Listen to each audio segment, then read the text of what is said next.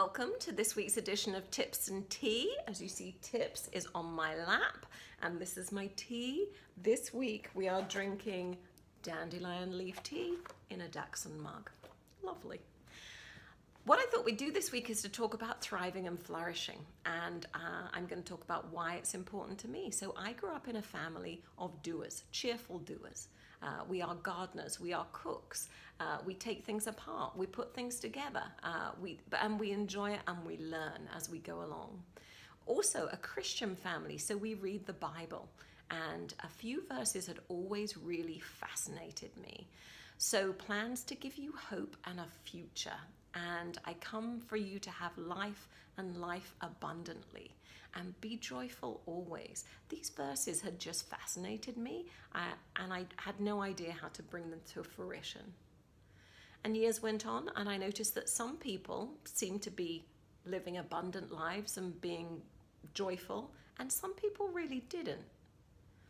Anyway, many years later, in 2005, I had the great good fortune to go to Swaziland on a mission trip to actually work with communities that had been decimated by the AIDS crisis. And our job was to help them plant vegetables so that they could sustain themselves and actually have some really good nutrition.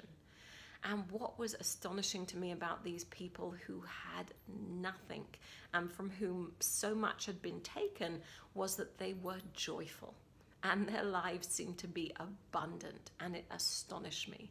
And on re-entry back into the first world, I was just shocked by, in comparison, how miserable we all are. And that was curious too. Fast forward about another 10 years, I had been professionally working as an organizational effectiveness consultant for a long time. So my job was to actually help people and organizations get better and do better. And what I noticed was the tool set that I was using, which was similar to lots of people in my profession's tool set, it just doesn't seem to be cutting it.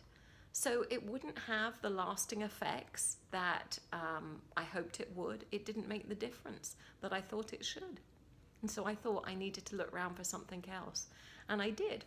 I found a master's program in positive organizational development and change. And through that, I learned about this thing called positive psychology. And we'll talk about positive psychology later in another Tips and Tea.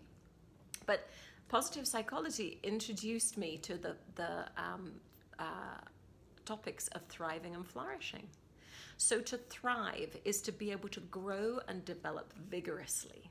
And it comes from the Old Norse word thriva, which means to grasp or to grab hold of. And then to flourish is to grow and develop in a congenial environment. But flourish has an additional piece to it as well.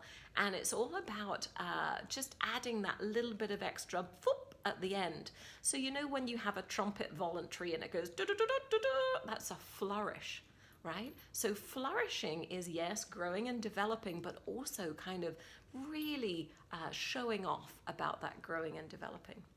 And as I think about, flourishing in the real world, I think dogs are a fabulous example of flourishing, because every wag of that tail, right, is a little flourish. The animal is saying, hey, I'm having a good time. I'm happy to be here. I'm loving to see you. It's a real flourish.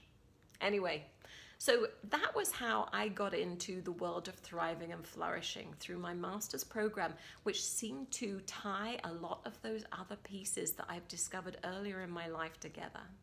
So in the weeks to come, what we're going to do is we're going to discover things about hopefulness and wonder and vision and gratitude and action and learning and growing and experiencing and loving and kindness and curiosity and peace. So my tip for you this week is actually all about noticing, thriving and flourishing, and where it's happening in your life and where it's happening in the lives of the people around you. So where do you see really vigorous growth and development? Where do you see lots of action? Where do you see lots of fascination with what's going on? And then what are the environments that seem to bring this to life? And then what are the outward expressions of thriving and flourishing? How do you know when anybody is thriving or flourishing? So pay attention to that, and we'll talk more about it next week.